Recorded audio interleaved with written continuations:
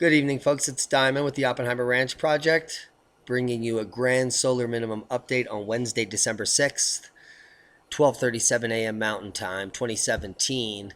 I hate to tell you I told you so, but we predicted this firestorm last night, and unfortunately, things are looking very bad. Thomas Fire in Ventura County, California started on Monday, December 4th, 2017 and exploded to 31,000 acres overnight, claiming the life of one person and burning at least 150 structures. Coming out of the New York Times, tens of thousands evacuate. 4 wildfires roared through Southern California on Tuesday, forcing the evacuation of tens of thousands of people and destroying hundreds of homes and other buildings in the latest chapter of what has been one of the state's worst fire seasons. It's only going to get worse. This is a 0% containment. We'll be watching it. Storm Caroline warning. Health alerts and snow and ice to blast freezing Britain. Health warnings were issued today as Arctic conditions and storm named Caroline was set to blast Britain. Look at this, how they have them bent over. Look how concerned he is again tonight. Gales of up to 80 miles per hour threaten to disrupt transport networks and power supplies, prompting the Met Office to name the third storm of the season, Caroline. Freezing temperatures, snow, and ice may put the elderly and those with health problems at increased risk during the weekend. The Met Office, with Public Health England, issued the second cold weather health warning of the season. That's a boom. Conditions improve after brutal Tuesday morning commute in the Twin Cities. That's why she has her purple dress on. What they're saying, State Patrol, 660 plus crashes. The season's first significant storm hits Minnesota.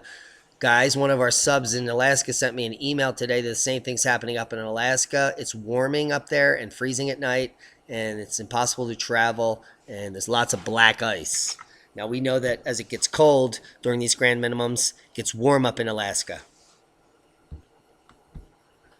So that's a heads up. Parts of Balochistan see the lowest temperatures in decades. This is in Pakistan. It's coming from Quetta.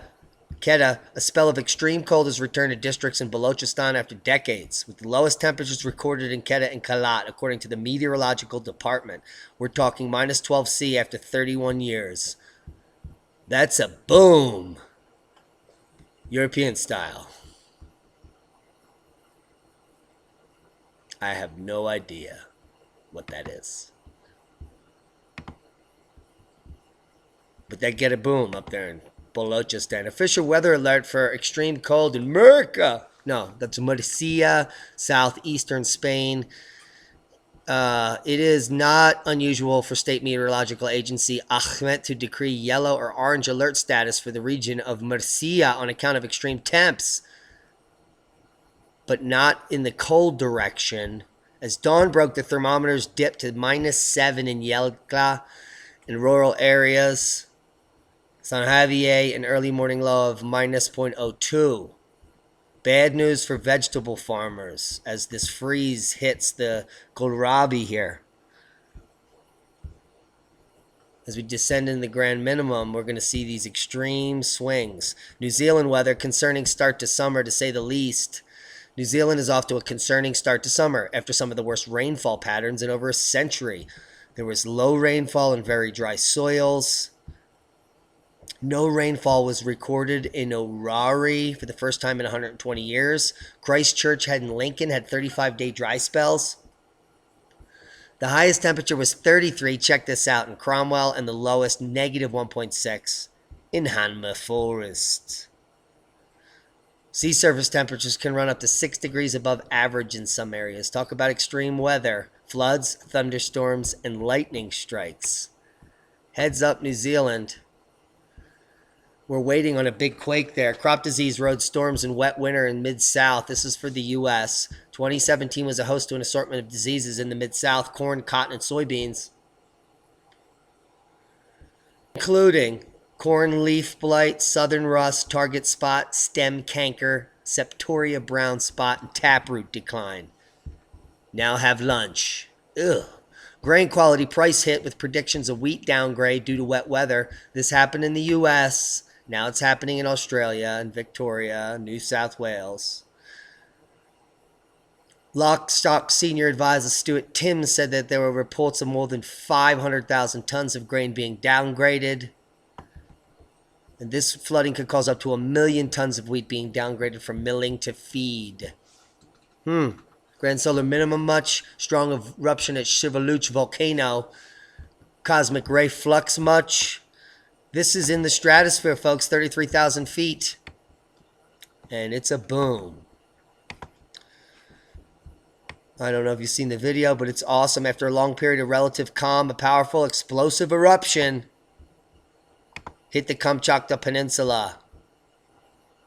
And right at sunrise. What a sight. Can you feel the earth cooling? I love the smell of sulfur dioxide in the morning with 14 inches of ash. My little cabin up on the mountain as my flesh is removed from my body. Boom!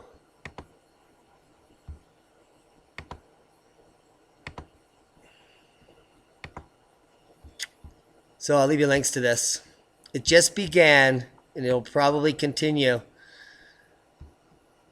After a long period of relative calm, a powerful explosive eruption occurred at Sheveluch, Kamchatka, December 4th. The eruption lasted 20 minutes and sent an ash plume to 33,000 feet into the stratosphere, just at the stratosphere boundary. Just 17 minutes after the eruption, KVERT said a video data showed the ash plume rising 9 kilometers. The edge of it was 10 kilometers northeast of the crater. The eruption caused pyroclastic flows that traveled up to 1.2 miles down the slope. Lahars traveled up to 1.8 miles. The explosive eruption of the volcano continues. And KVERT said adding that ash explosions up to 15 kilometers, that's 50,000 feet, could occur at any time. And that would cool the planet even quicker. Ongoing activity could affect international and low-flying aircraft. We'll be watching a deep 5.0 magnitude earthquake rattles central New Zealand. Let's check the map. Moderate uptick. Here's the Sheveluch seismic activity, 4.7 here in Kamchatka. That's right where the volcano is. It's right here. So that's not helping. Still have some moderate uptick here in Alaska. Yeah, 5.0 in the Philippines. And these Indonesian quakes here. 5.1. Tobelo. You're welcome, John. Let's check space weather.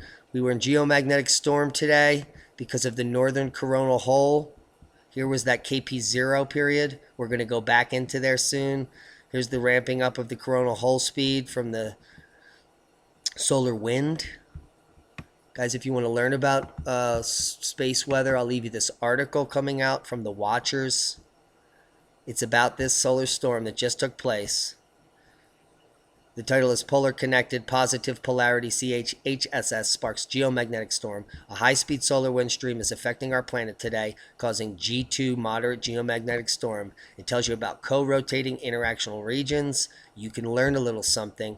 Just go to spaceweathernews.com, check out the charts, and read the article. It's a heads up to knowledge, which many people are lacking, including the U.S. government, which disbands a group that prepared cities for climate shocks. After everything that happened in 2017, our government disbanded the Community Resilience Panel, which is one of the latest federal bodies to talk about climate change and what cities can do to prevent future catastrophes. It's a big thumbs up to you douchebags. They don't give a fuck about you. Boom. Guys, if you haven't subscribed to our channel, do so now before the U.S. government sells your house and puts an oil well there. Be safe, everybody.